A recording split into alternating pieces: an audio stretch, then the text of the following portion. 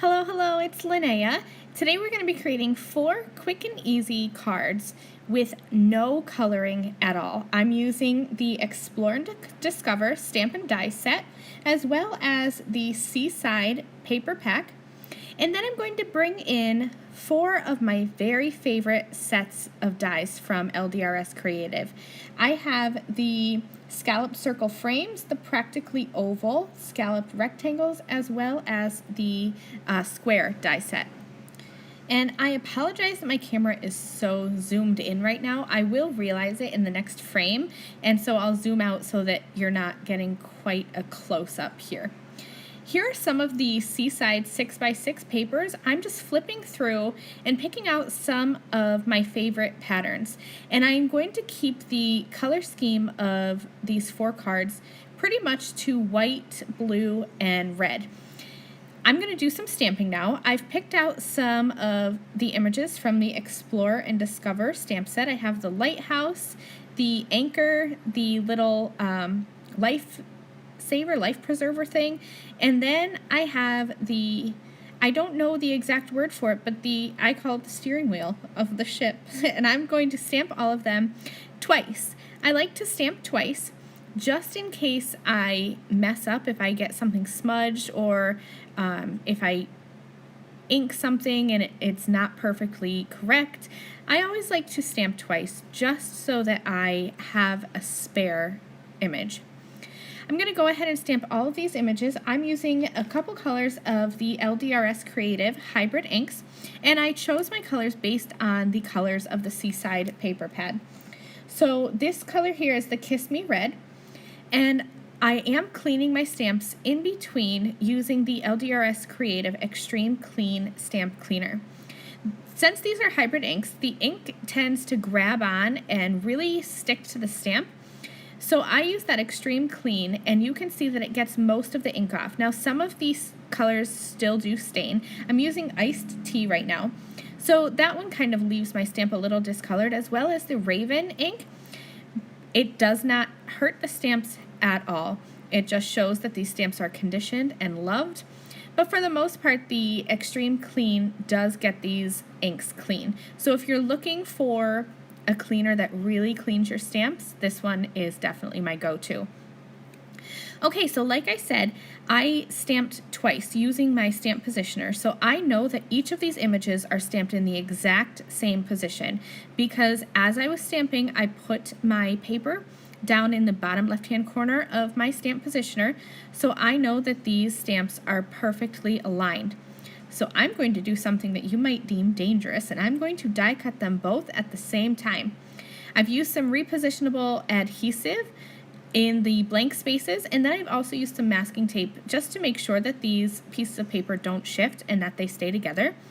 Then I'm going to line up the coordinating Explore and Discover dies, holding them in place with a little bit more tape.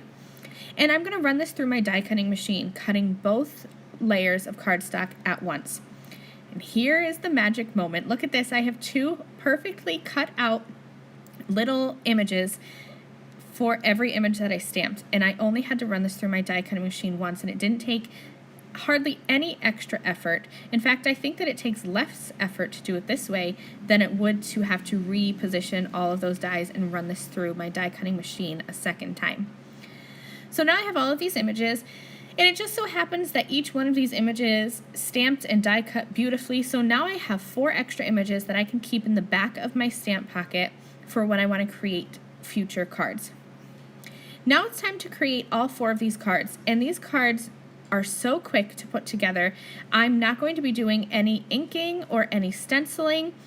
This is really just those stamped images from the Explore and Discover stamp set, and then some die cutting with those various shapes die sets and some pattern paper. This is how I started card making more than 10 years ago, probably 15 years ago, more than 15 years ago. This was where I started, with some cutting of pattern paper and adding some images on top. So this is like going back home for me. I'm just going to be trimming some paper. I'm not following any sketches at all. This is definitely just things that I have in my head, and I'm kind of a willy-nilly crafter. I don't like sketches. I can't find them. I find them restricting almost, because when I see a sketch, I feel like I have to use it in that exact way. So I don't use them often, but I do have some basic shapes and line images in my head, I suppose. So for that first one, I just kind of kept everything running down the center. I had thin strips of cardstock running right down the center. For this second card, I am using the Scalloped Circle Frames die set quite heavily because I have this little circular life preserver image. I thought that it would be good to keep within that circle style. So I used 2 of those dies cut together to make that white frame. And then I used the smaller of those 2 dies to create that inner portion with that kind of watery pattern paper. Now I have this fun navy blue sailboat pattern, and I trimmed this to 5.5 inches tall by 4 inches wide so that I could have that white border of cardstock on the outside, kind of bringing in the white in the scalloped frame there. As I added this to my card, I realized that there's a lot of extra space, and I just didn't like how it kind of looked empty. So I took 2 smaller of those dies from the Scalloped Circle Frames die set and simply cut out another frame. So now it looks like I have stacks of paper when really it's all essentially one layer, because I have that frame and then nestled inside I have that watery cardstock, and then I just have another frame on top of that. But it looks like it has so much dimension. It's so fun. Okay, so let's go on to my third card. I'm going to use the lighthouse. One of the things that I love about the images in the Explore and Discover stamp set is that the majority of them already have the sentiments in the image. So it's in the wheel, it's in the anchor. The only one that didn't have one was the lighthouse, but there's this coordinating let your light shine sentiment. So I stamped that out, and I used the Dark Wash Jeans hybrid ink so that it would match my the rest of my cards and the background pattern papers. I've cut this fun little red and blue paper down to 4 inches by 5.25, and then I have this practically oval die that I cut from that blue Anchors cardstock, and I added some fun foam behind it, and then I'm going to have that hanging off of my pattern paper background. I just trimmed away the excess, and now I can add this onto a card base, and you're going to be able to see how it has that fun little white border all around, kind of tying in the white in the pattern paper as well as the lighthouse. And then I'm going to add the lighthouse and the sentiment on top with foam squares.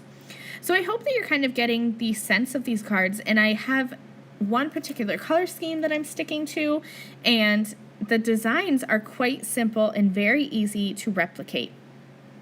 Okay, so this is the last one, the fourth and final card.